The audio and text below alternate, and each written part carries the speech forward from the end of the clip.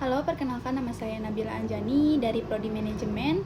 Kesempatan kali ini saya akan menjelaskan mengenai 5 artikel seputar manajemen rantai pasok. Pada artikel pertama berjudul Pengaruh Integrasi Pemasok pada Kinerja Rantai Pasok dengan Mediasi Kinerja Pemasok yang ditulis oleh Nasar Buntu Laulita dan dipublikasikan dalam Jurnal Bisnis dan Manajemen Rantai Pasok JGBMR tahun 2020. Penelitian ini membahas pentingnya integrasi antara perusahaan dengan pemasok dalam meningkatkan kinerja rantai pasok. Latar belakangnya adalah penelitian ini berasal dari kebutuhan perusahaan manufaktur untuk meningkatkan efisiensi dan koordinasi dalam rantai pasok agar mampu bersaing di pasar yang semakin kompetitif. Tujuan penelitian ini adalah menganalisis pengaruh integrasi pemasok terhadap kinerja rantai pasok serta melihat apakah kinerja pemasok dapat menjadi variabel mediasi. Penelitian ini dilakukan pada perusahaan manufaktur di Batam menggunakan metode survei dengan pendekatan struktural equation model atau SEM.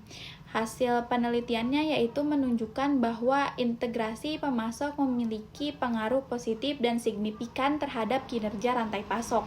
Namun, pengaruh integrasi pemasok terhadap kinerja pemasok serta pengaruh kinerja pemasok terhadap kinerja rantai pasok tidak menunjukkan hasil yang signifikan.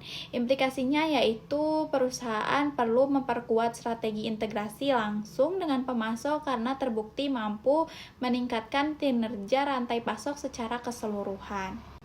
Artikel kedua yaitu berjudul Penerapan Kolaboratif Planning, Forecasting, dan Replenishment atau CPFR untuk mengurangi bullwhip effect pada rantai pasok industri kecap yang ditulis oleh Indah R. Tarigan, Manggara M. Tambunan, dan Eriko W. Rimbawan serta dipublikasikan dalam Jurnal Sistem Teknologi Industri Universitas Sumatera Utara pada tahun 2023. Penelitian ini dilatar belakangi oleh adanya masalah ketidaksesuaian antara permintaan pasar dan tingkat persediaan pada industri kecap yang menyebabkan fluktuasi produksi distribusi yang tidak stabil serta meningkatkan biaya operasional. Tujuan penelitian ini adalah menerapkan metode kolaboratif planning, forecasting, dan replenishment atau CPFR sebagai strategi untuk mengurangi bullwhip effect dalam rantai pasok. Melalui kolaborasi antara produsen, distributor, dan pengecer, CPFR membantu meningkatkan akurasi peramalan permintaan serta menyelaraskan kebijakan pengisian ulang persediaan.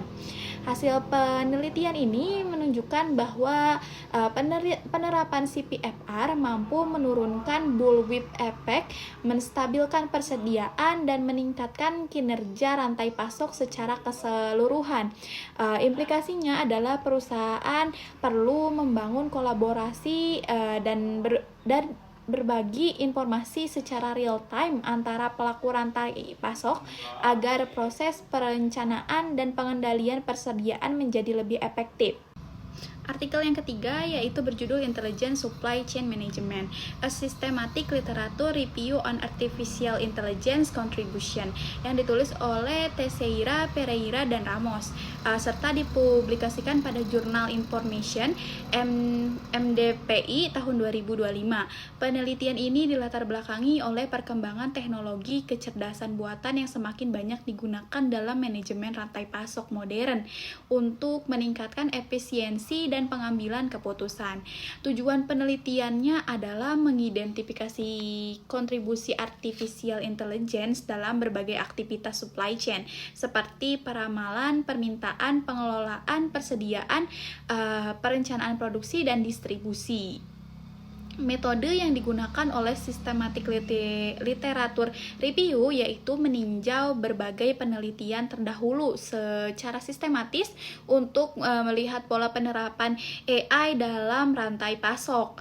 Hasil penelitiannya menunjukkan bahwa AI mampu meningkatkan akurasi forecasting, efisiensi manajemen persediaan, serta koordinasi antar pelaku rantai pasok. Selain itu, AI membantu perusahaan menjadi lebih responsif terhadap perubahan permintaan maupun gangguan rantai pasok.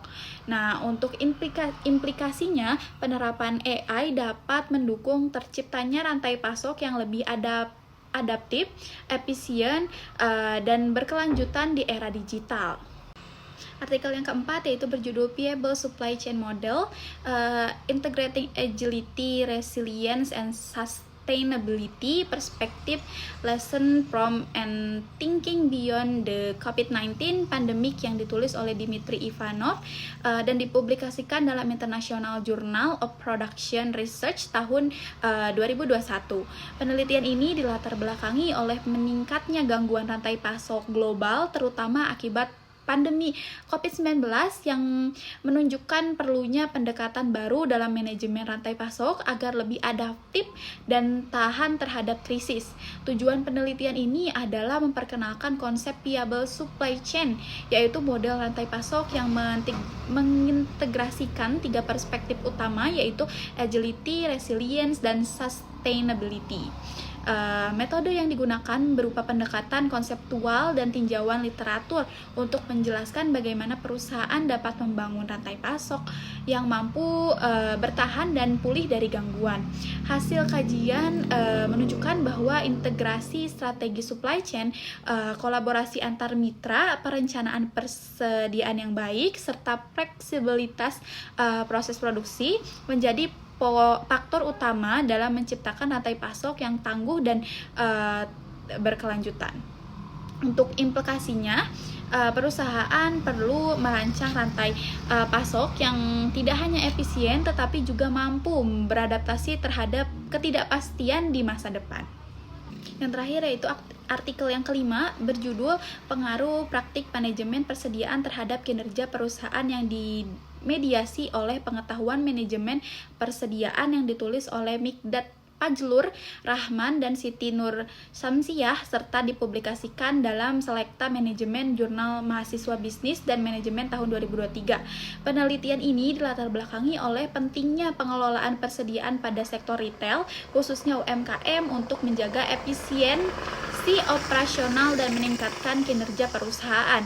Tujuan penelitian adalah menganalisis pengaruh praktik manajemen persediaan terhadap kinerja perusahaan dengan pengetahuan manajemen persediaan sebagai variabel mediasi.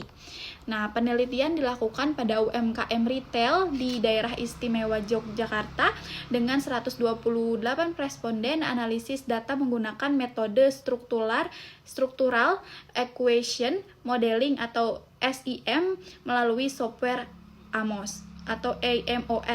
Hasil penelitian menunjukkan bahwa praktik manajemen persediaan berpengaruh signifikan terhadap kinerja perusahaan. Selain itu, pengetahuan manajemen persediaan juga memiliki hubungan positif terhadap peningkatan kinerja perusahaan. Nah, untuk implikasinya, perusahaan retail perlu meningkatkan pemahaman dan penerapan praktik manajemen persediaan secara konsisten untuk memaksimalkan hasil bisnis. Nah, sekian untuk presentasi kali ini. Terima kasih. Wassalamualaikum warahmatullahi wabarakatuh.